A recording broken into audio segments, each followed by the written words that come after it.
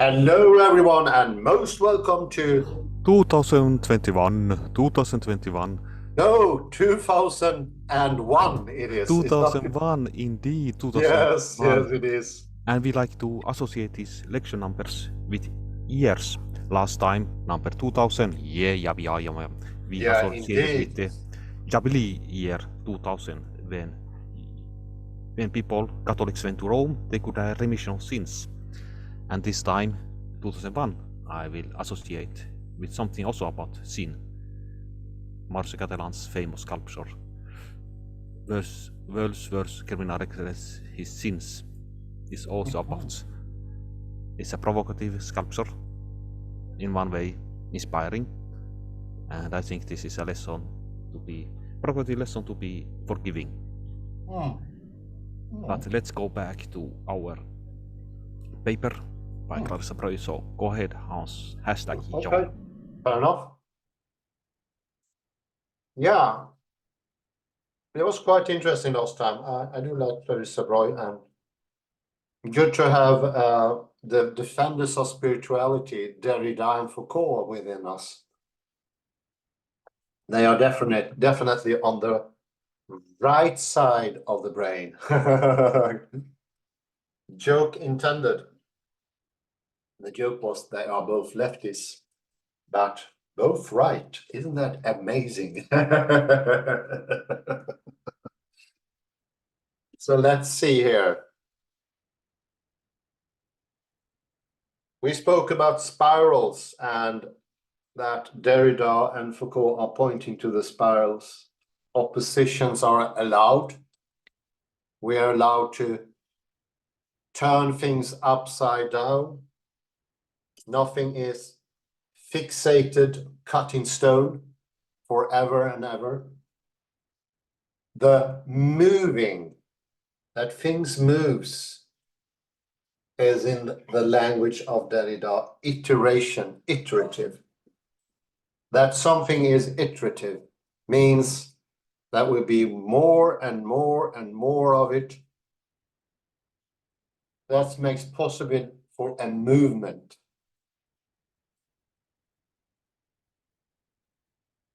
You can compare that to the Newtonian take when everything is static and all the points are already out. No movement, no direction. It's a sort of fixation.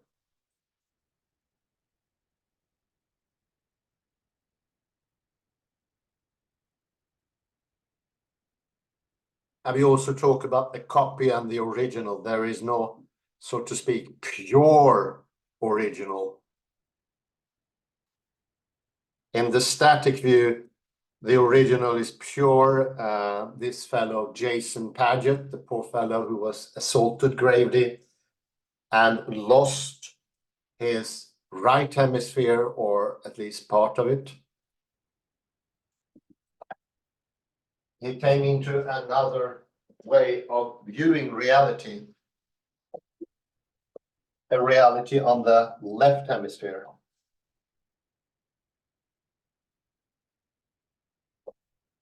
Seeing everything as points, lines. He could no longer realize eternity or permanence. There were no permanent flow. The only way for something to be stable, permanent, eternal is that it flows. A river is eternal. A galaxy is eternal.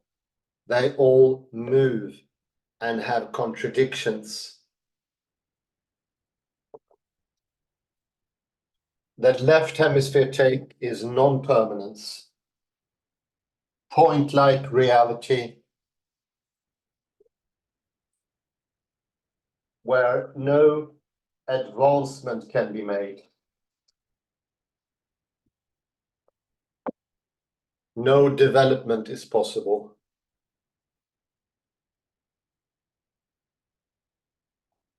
It's called static. Slow down. Poor Paget, he could not even imagine a circle. Roundness sort of went against his inner thoughts.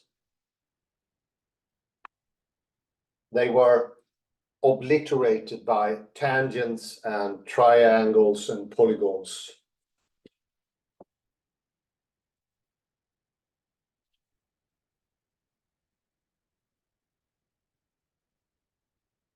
The repetition also, or the iteration, makes for meaning.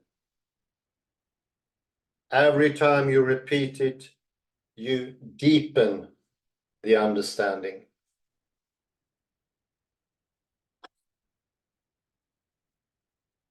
In the left hemisphere, there is no understanding since there is no movement.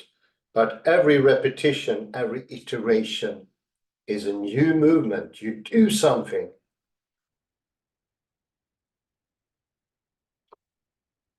So there, of course, you have an interesting connection to both Derrida and Wittgenstein. In Wittgenstein, we speak of the criterion, the doing, the action that accompanies and bring together.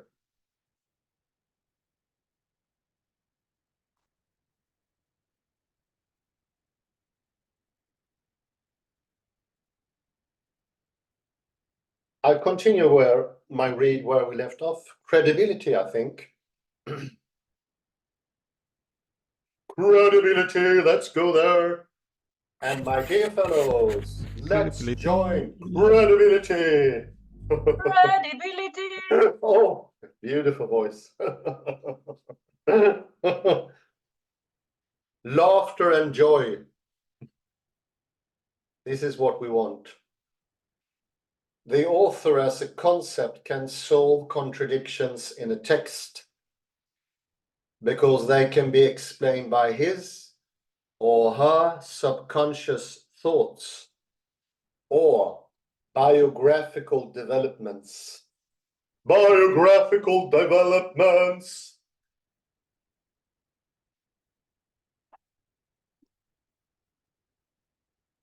Developments.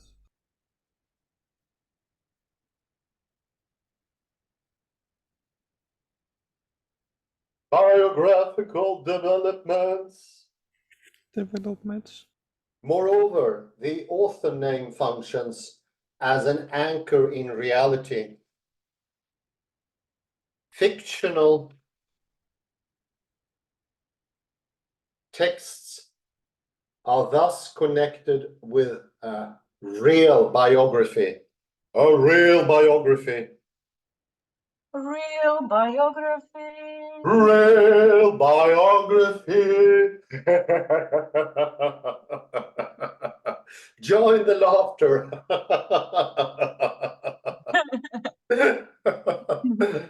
That's so cheerful. Like a hashtag, the author name helps to classify a text. For instance, to assemble all of the Shakespearean texts, even though they could have been written by someone else. Someone else.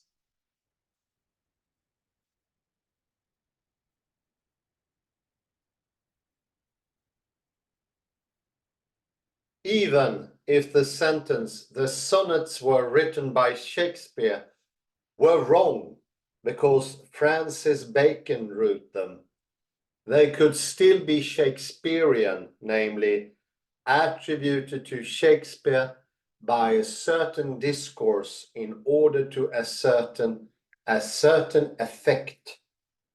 A certain effect. Effect. A certain.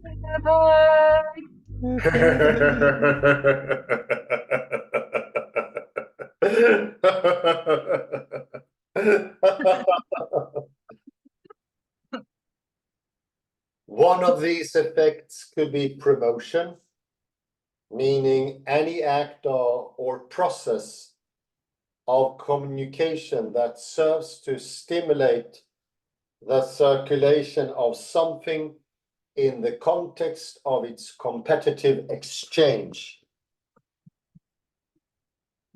Competitive exchange. Competitive exchange.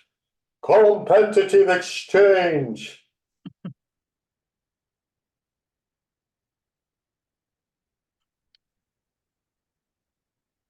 As I see it, promotion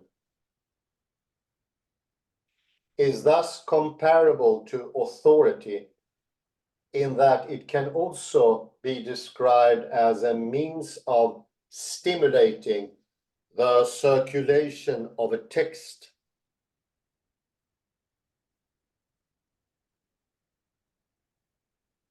The author name then works like an identification tag or hashtag of a certain label. Certain label. Certain label. Certain label. Label. IKEA.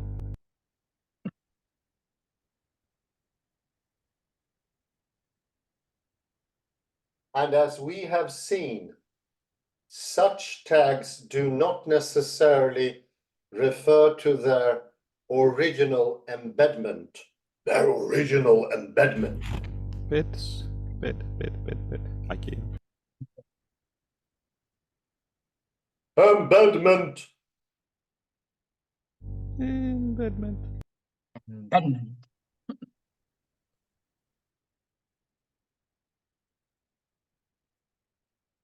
The author name seems to refer to a single person, but in fact it can contain different levels of authorship. Redaction, addition, the act of writing and rewriting, influence, etc., etc., etc.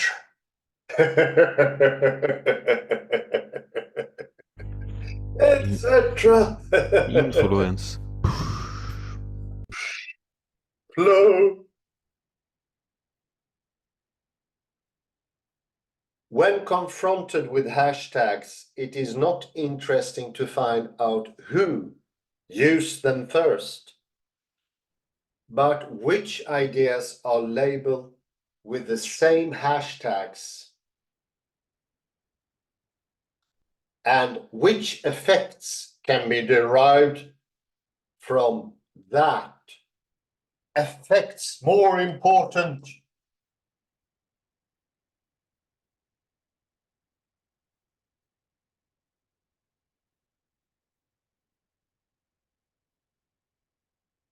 Effects.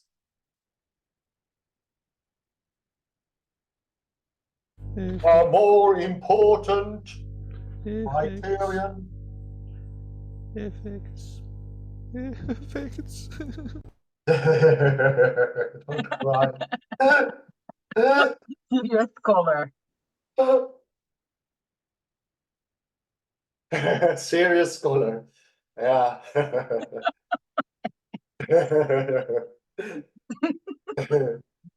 This, this is similar to notions of authorship in antiquity, when scribes, copyists, editors, etc. all participated in the process of writing.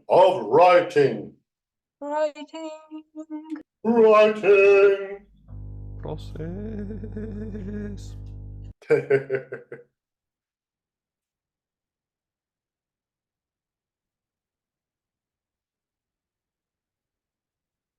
Scriptures were then attributed to a single name.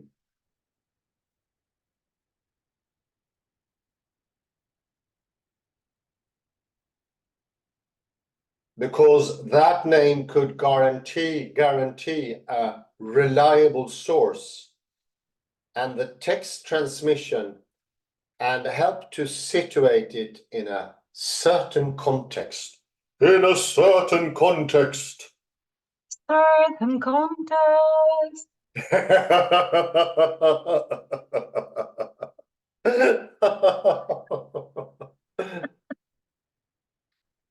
Foucault's text, What is an Author?, is embedded within a modern discourse or notion of authorship, dealing, for example, with questions of copyright.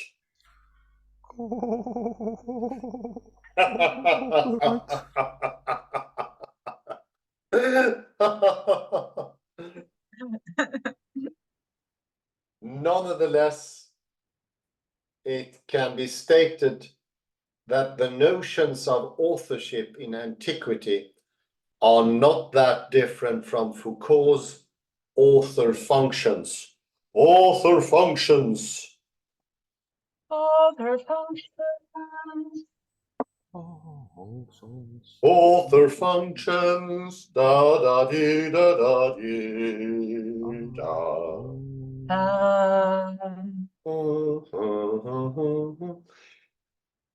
All in all, we learned from Derrida that an author name works without the original author, and from Foucault that an author name helps to label a text and thus to embed it within a certain discourse. A certain discourse. Certain discourse. Now that I have explained my theoretical starting point, I would like to turn to its application. Application.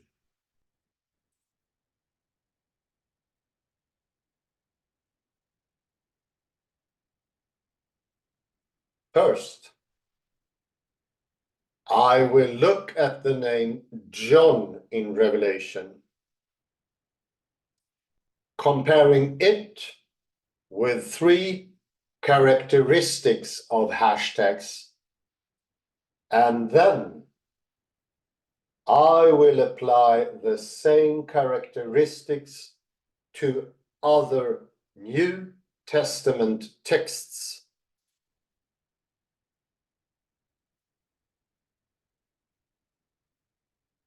They are not specially bound to Revelation.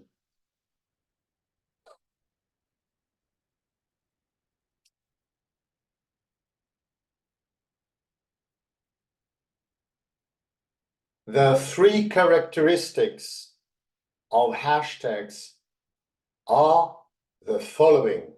The following.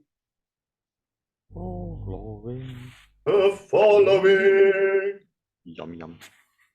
A. Hashtags are part of a non-hierarchic referential system.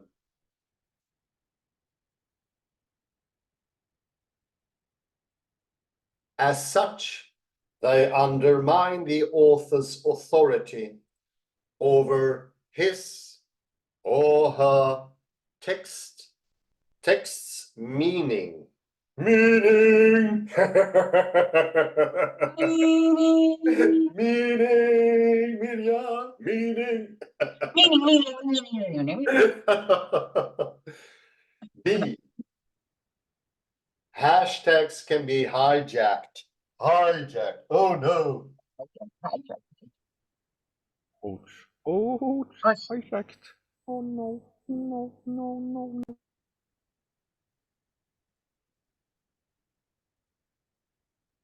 An author name can work without the original author and his or her intentions. Intentions. intentions, intentions. Yummy. C. Hashtags works like labels.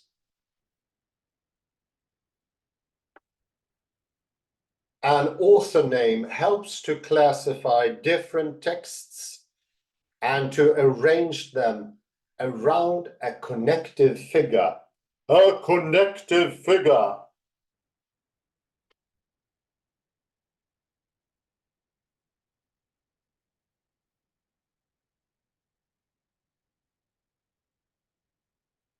The author name in Revelation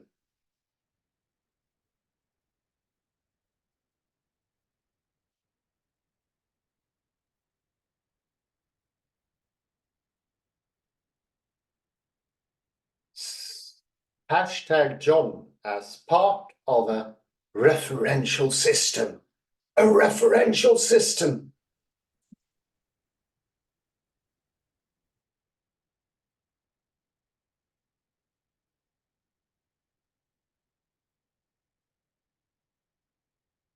Nowadays, books are mostly associated with one author name that verifies their origin.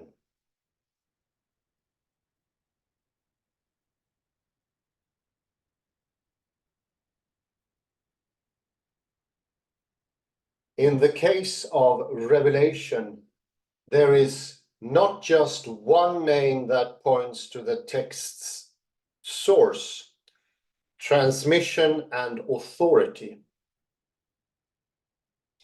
Used in the above-mentioned sense of promotion. Of promotion. of promotion, Of promotion.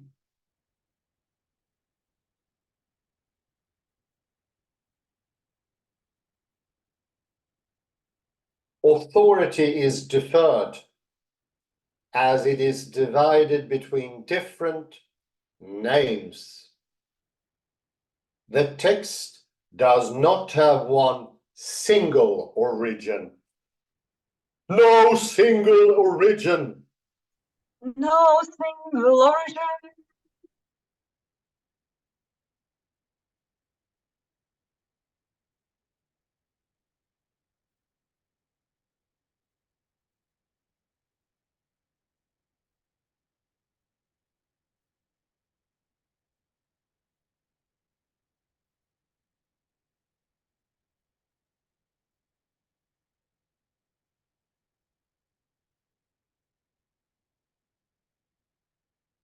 In Revelation 1:1, the name John is mentioned for the first time. But John is not the only one transmitting the message.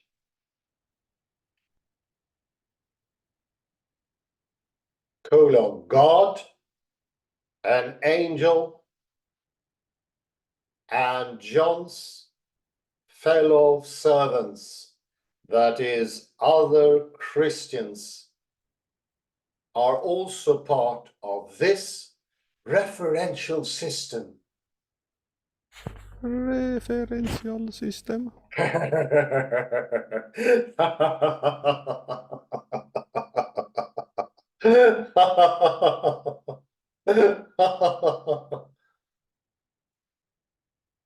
The revelation of Jesus Christ, which God gave him to show his servants what must soon take place.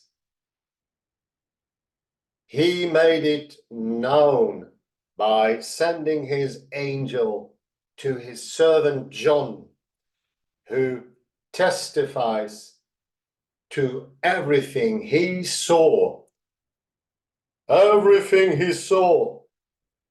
That is the word of God and the testimony of Jesus Christ.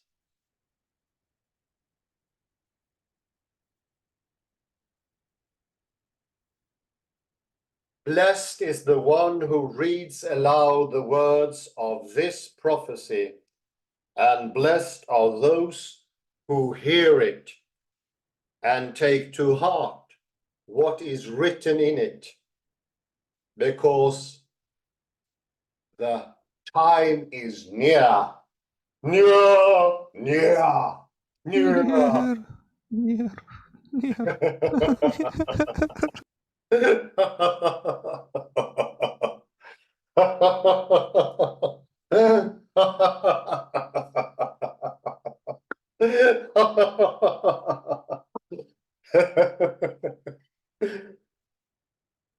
Very therapeutical.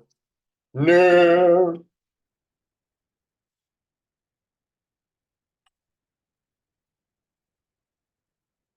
The first three verses do not primarily enhance John's authority.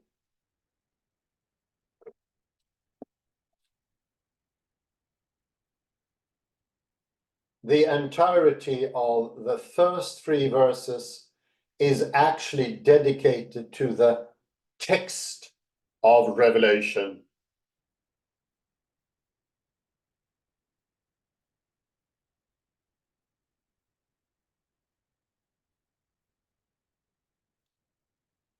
Verse 1 describes its source and function.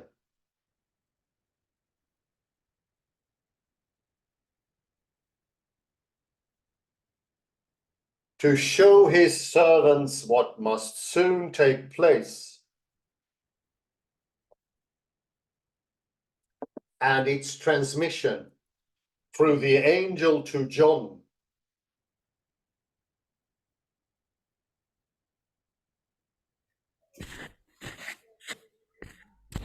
Angel, angel, angel. From John to the angel, and from the angel to John. The description of John in verse 2 can also be seen as a description of the book as a whole, as a whole.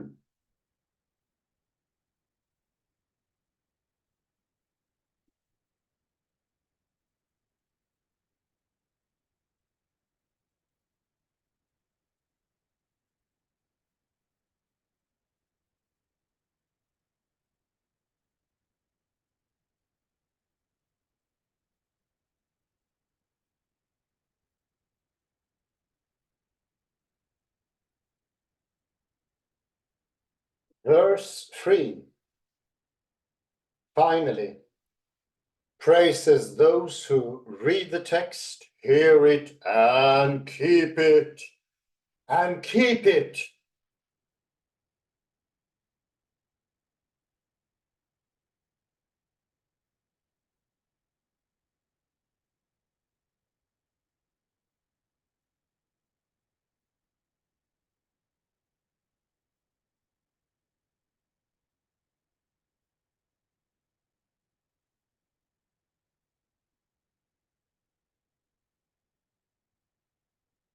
The text is described as the revelation of Jesus Christ, the Word of God,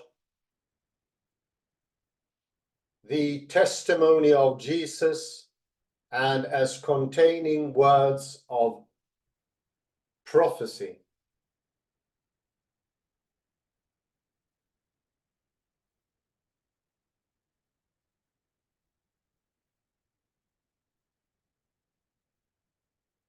Four attributes that do not need the name John to enhance them.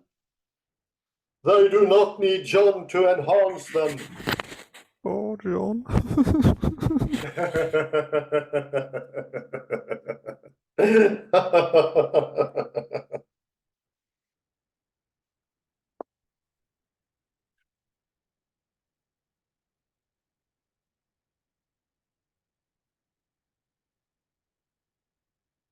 Thus, the author is only part of the text. He does not have authority over the text. No,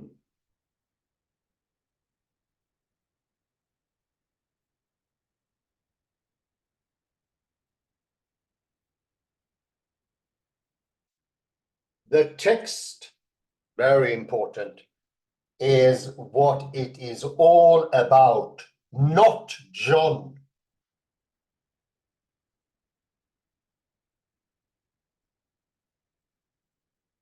John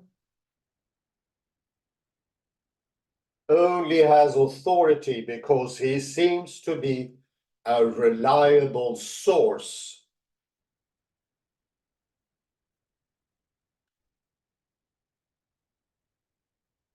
The name John is only a small part of a larger referential system that enhances the text's authority. It's all in the global take. It's all the myriads of connections, the connective tissue of the interwoven reality. So much more than John only.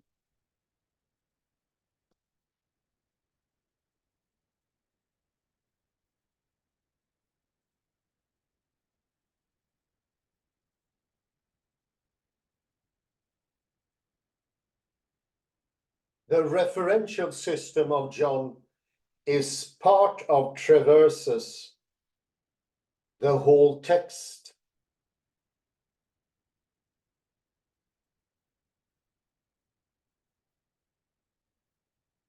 First of all, the chain of transmission in verse 1 is not a simple linear chain leading from God to Christ, from Christ to the angel, from the angel to John, from John to the servants, from John to the servants.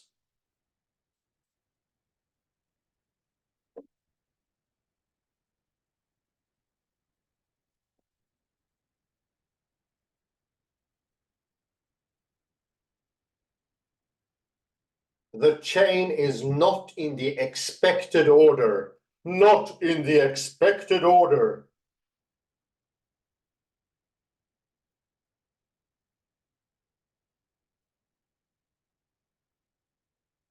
In the expected order.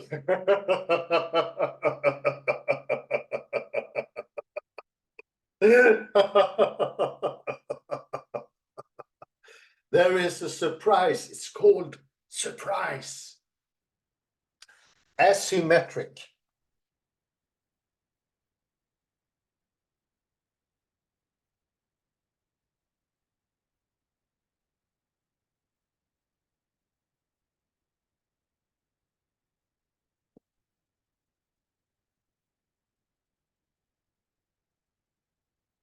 Christ is mentioned before God.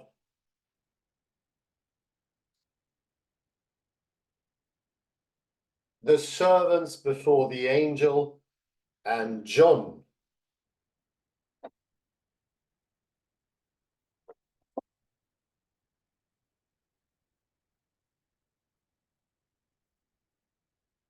Using the persons mentioned as structuring entities, I derive the following concentric structure from the first two verses.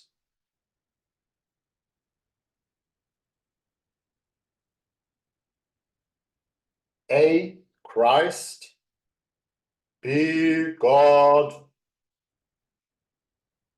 C, servants. D, angel. C, servant John. And be good or be God.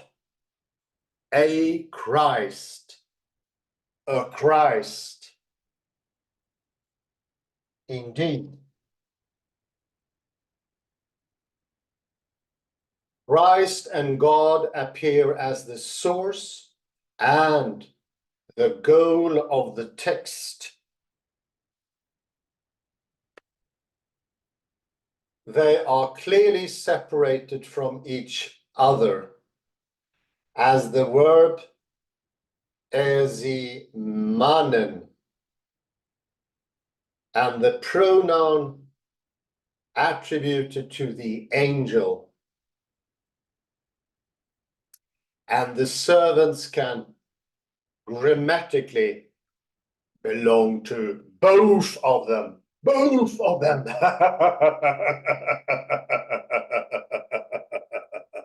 Both. Not one only, but both. Hallelujah. Hallelujah, indeed. This was so interesting. I'm going to put a stop here, because I think the summer is going to be massive.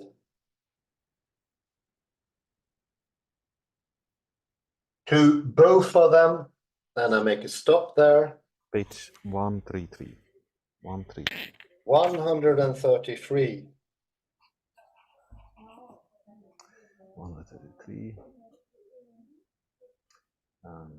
Yes, both of them. Both of them.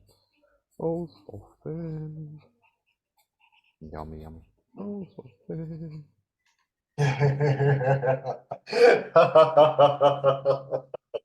Yeah, indeed. Two birds with one stone.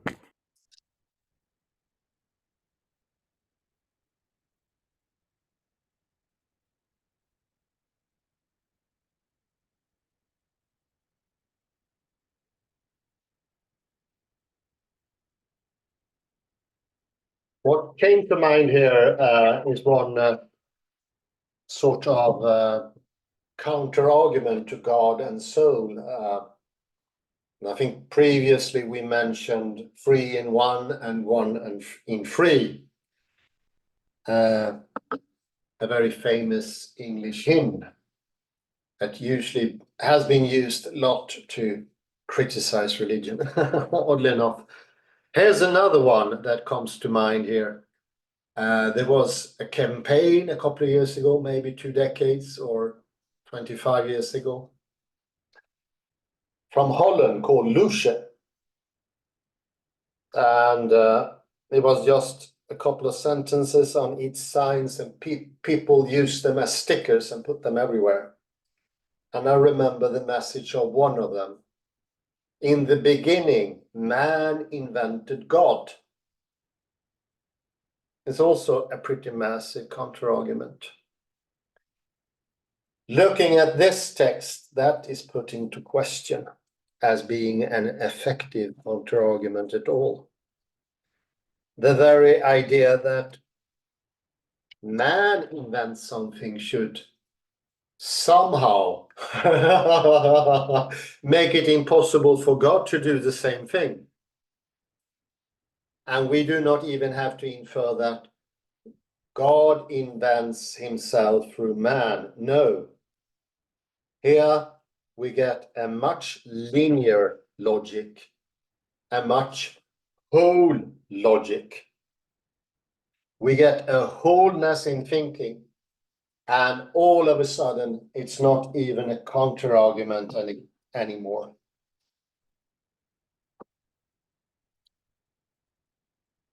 Remember Jason Paget and his point-like reality. Most people today are in the left hemisphere and everything is causally connected. And that would make the all-encompassing God that also have both intentions of man and being separate at the same time. God can be an imagination and a reality at the same time. I'm pretty sure Graham Priestley would join into that, and so would Wittgenstein.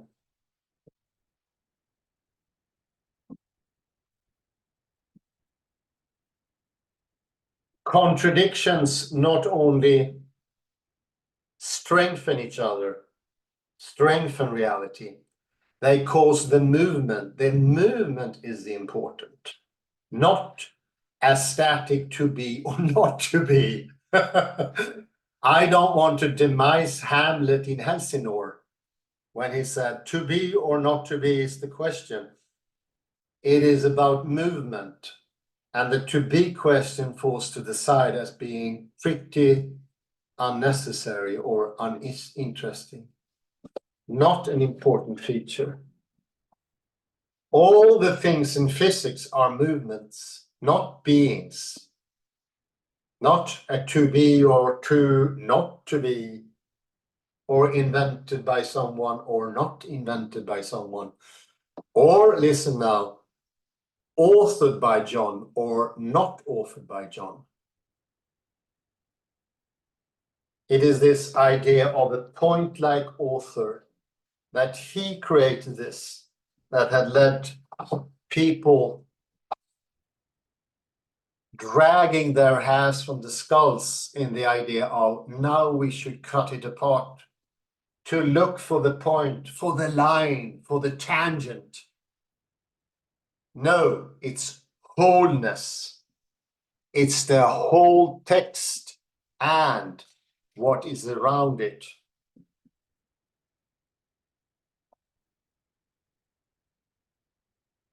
And there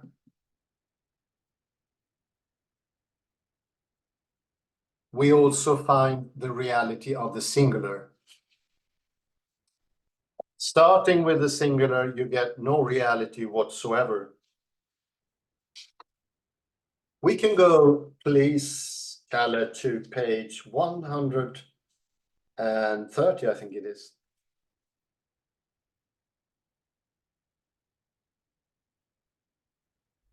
This is 130. It's rather massive, so maybe you can go down and find, there is this 19 there. Can you see 19 as a footnote? Just, yeah, you found it. Just after that. When confronted with hashtags, it is not interesting to find out who used them first, but which ideas are labeled with the same hashtags and which effects can be derived from that. And I would say even the effects are immediate. This is what we say when we say John. We don't mean that somebody called John, who is a point, sat in his chamber and authored these things. No, no, no, no, no. I think that's a new left hemispheric way. John simply means John. The all relevant quantum relations, to use Carlo Rovelli's quote, his neologism of quantum relativity or quantum relations. QR, for us who know, is it? No.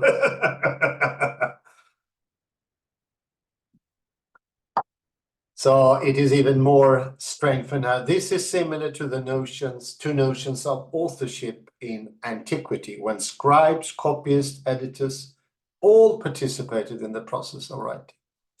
It's the same when I paint. All my original paintings are copies, so to speak, but they're mine. And actually the originals that I copy are also copies themselves. There is no original like that. There is an original in another way, in a global way, but not in this point-like way.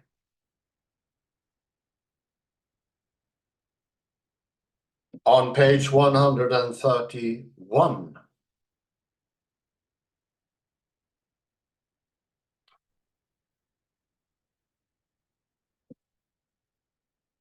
and we can have a look at the three ABC of the text.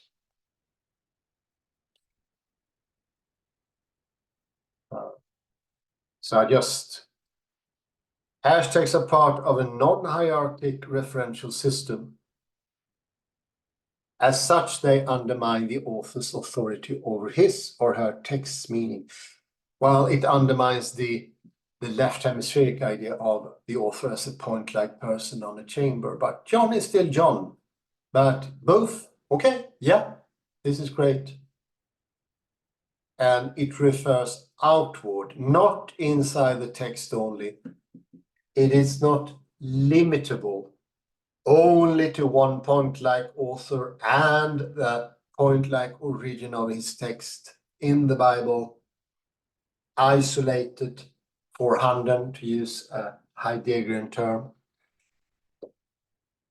Hashtags can be hijacked. An author name can work without the original author and his or her intentions. Well, indeed, yeah. What is an intention in the point-like? Does it even make sense? It is what you do that makes sense. It is your actions. Because here, actions speak louder than words.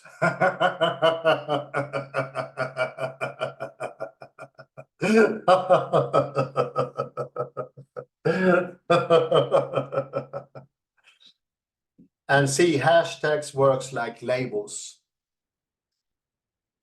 So an author name helps to classify different texts and to arrange them around a connected figure. So I think by now we worked the whole way back to the true understanding. We are going back to the right hemisphere. In the next little sub-rubric, yeah, there.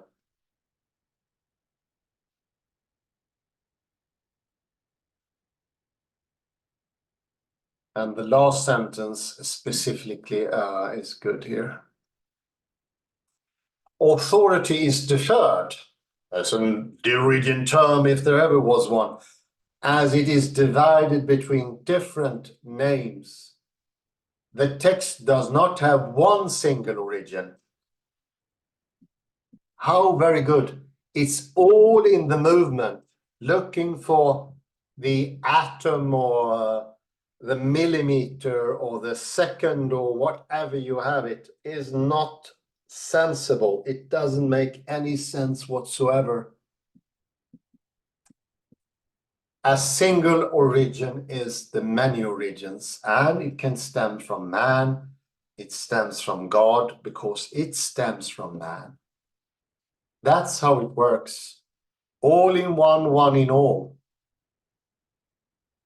It is wholeness as the same as wholeness, an invention by Stephen M. Rosen that Caleb constantly brings up. It's a very good quote here, exactly. Why wholeness with an H? Well, you see him in the beginning for a while. Oh, there's no author, there's no person. And then actually you regain John. He becomes much more. He's no longer a person with made of atoms, fleshy atoms or something like that.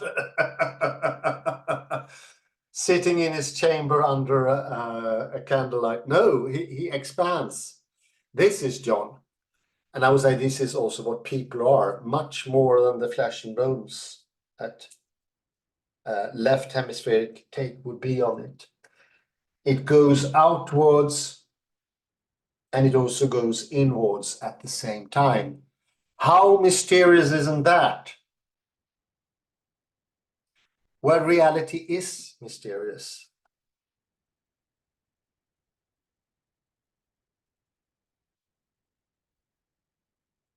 Go to the next page, 132.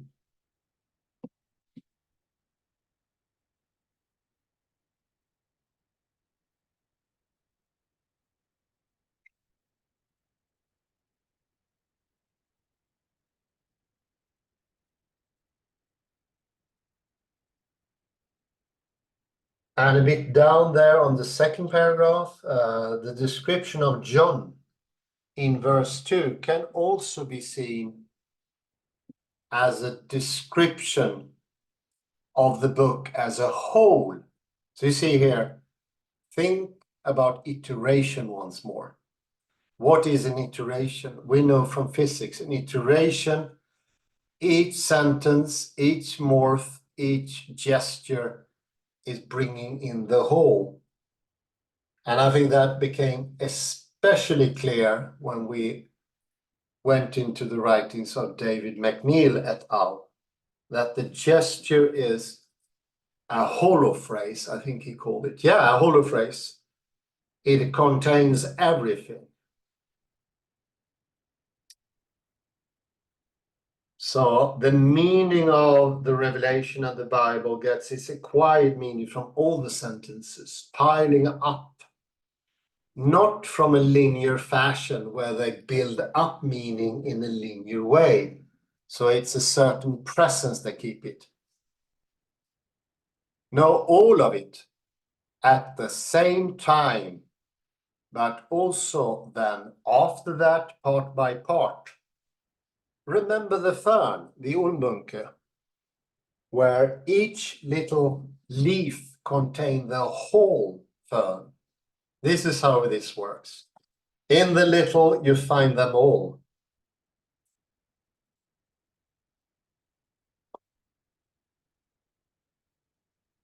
Fern, fern, fern.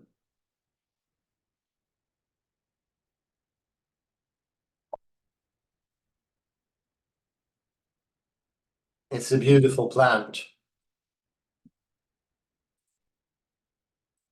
Actually, it does not belong to the ordinary plants. It doesn't have seed, it has other things. It's much older.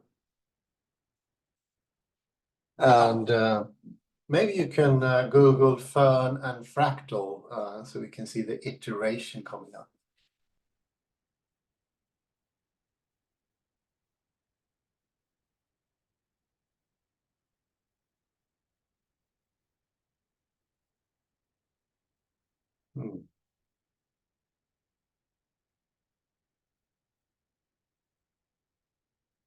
Yeah, here you see how in each, there, I think that green one is very nice. Maybe not the Wikipedia, below the Wikipedia. Wikipedia is that one. Here you can see how in the green one to the left, yeah, that one, how it's developing. And you zoom in now, very good. Here you can see the whole thing is coming out of nothing. So it's implicit, it's rolled in. And it's a slowly rolling out. Yeah, thank you. Exactly what the effect I wanted. Fantastic. So you see now, once you zoom out, you get more and more. Zoom in, you get less and less. But the less contains the whole. Each singular part has all of it. So the Bible doesn't come in a linear fashion. You cannot look for an original in that sense. In the other sense, you can of course do it. But here, it doesn't make good understanding. When you're zooming in, you get the whole plant, yeah. To go to the end, I'm going to come back. Yeah, thank you. That was a quick one. Thank you, Galle. The second here, the second paragraph or third. The referential system is part of traverses. It's part of traverses the whole text. There's a missing here, I think. First of all, the chain of transmission in verse 1 is not a simple linear chain, leading from God to Christ, from Christ to angel, from the angel to John, from John to the servants.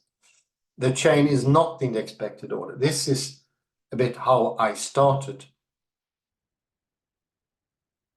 It's this strict depictions, and we can go down to the verse.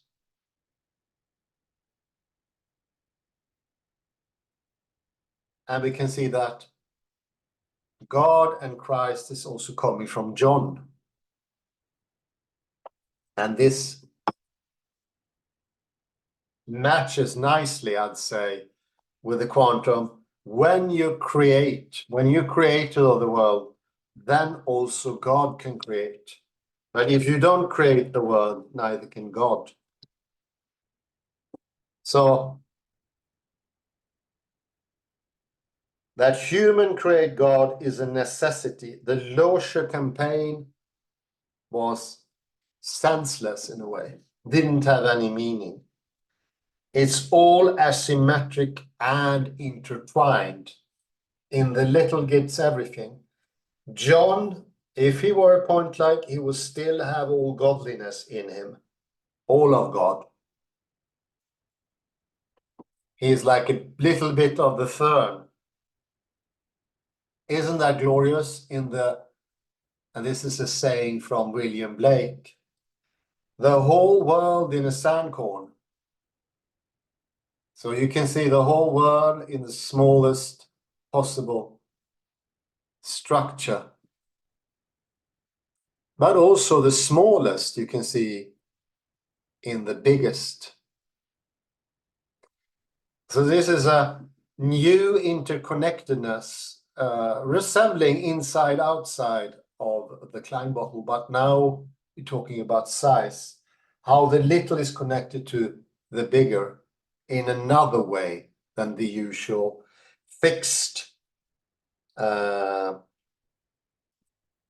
pageant way. How the poor chap who had this hemorrhage in his brain received the world. No, instead, in the encompassing wholeness of everything.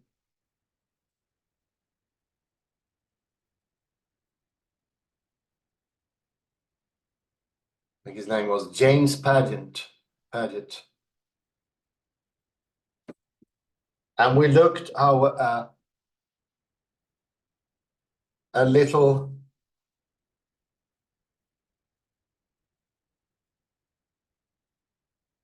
how a vortex is made and how a ripple is constructed by the oppositions. The important thing is the movement. The ripple is moving.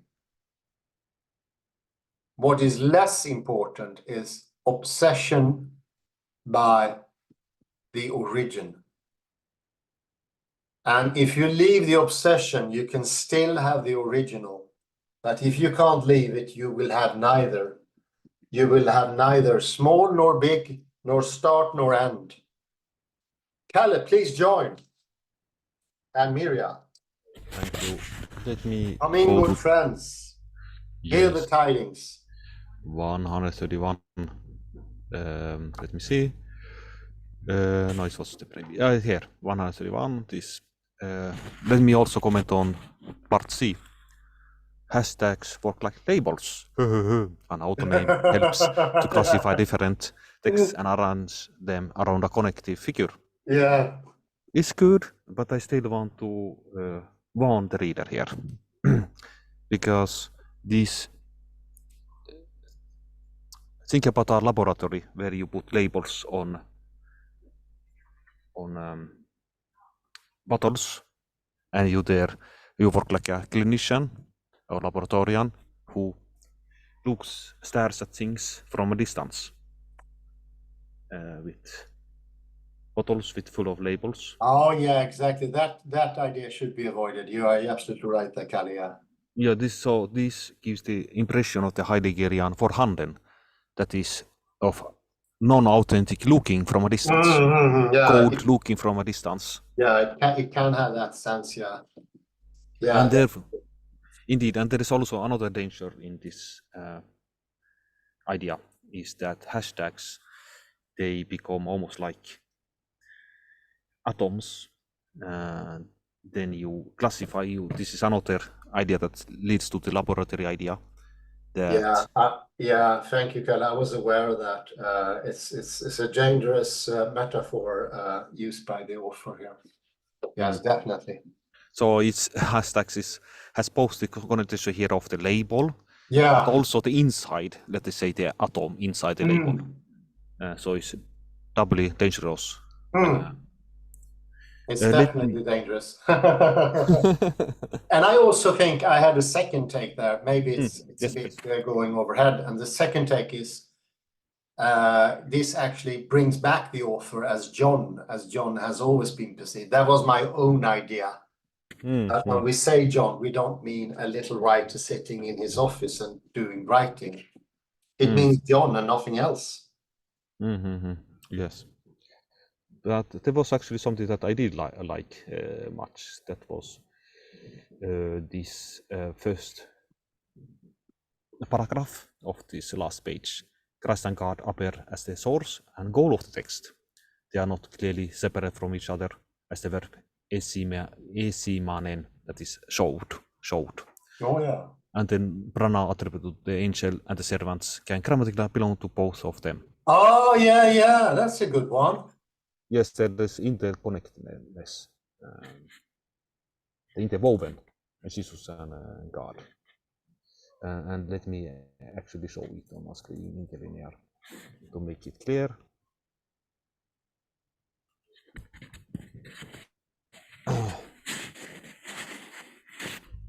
And so let me take the verb esimenan, showed. Let me see how they have translated it. It's here. He signified it. It's not the best translation. It's the same word or the same verb that we have in the noun sign. So he showed. That is God or Jesus showed these things. But there is also here a danger actually in this, the same kind of danger, although I love it.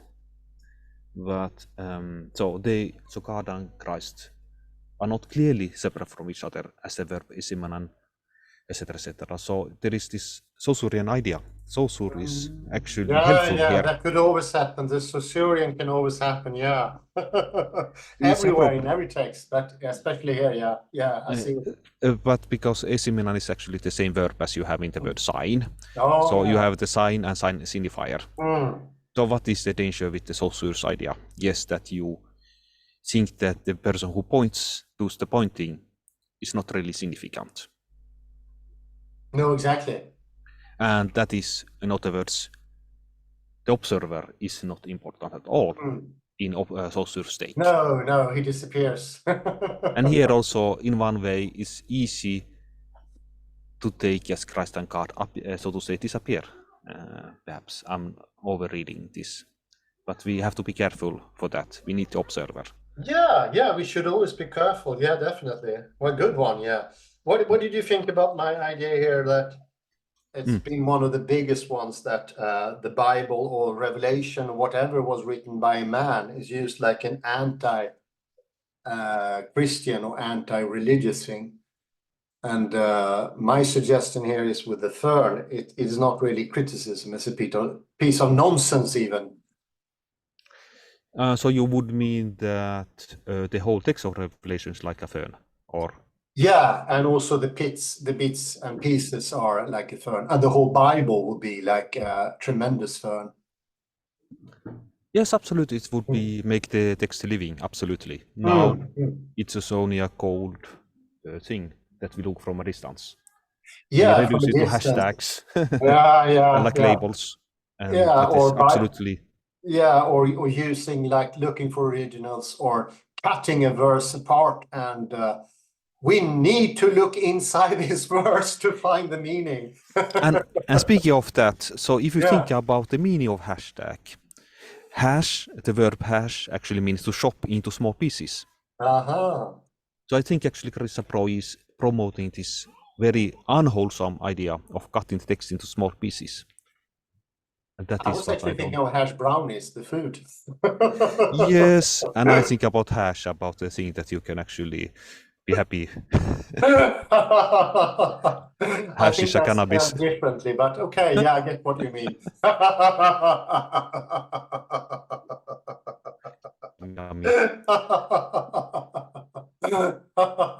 So it's fern is also, it reminds us also of hash. yeah, maybe, yeah, in a bit. So hashtags, do not take it into mean to chop into small pieces, because that is dangerous for handen. Yes, that would be etiquetting. There would be like James Paget or the academia today. Left hemispheric. No, of course not. It's more encompassing, and it doesn't. The idea that one person written and that person is flesh or blood is also avoided here, because John doesn't mean a point-like person in a chamber somewhere with a candle. I can just see it in front of me how these people see it. Almost like James Paget, and they say, Oh, he had an idea inside of his head in the Scarabee.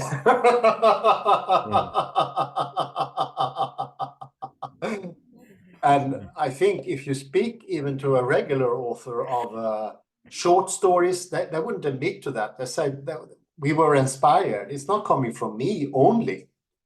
Mm. It's inspirational. Mhm.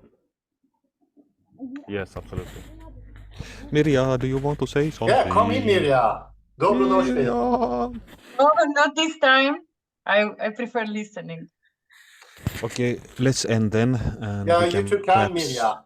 Have a beautiful afternoon. And do send me your... I'm going to stop the recording, but linger on a second. Yes. I say thank you very much to Kalle Lundahl for your excellent comments. Thank you, Mirja, for being here as well. Cheering up, because I think we need humor again. Make humor great. I would almost say no. But do more crit I say, again. thank you, everyone. Have a very pleasant afternoon, day, or morning. Bye-bye. Make you more crit again. Bye-bye.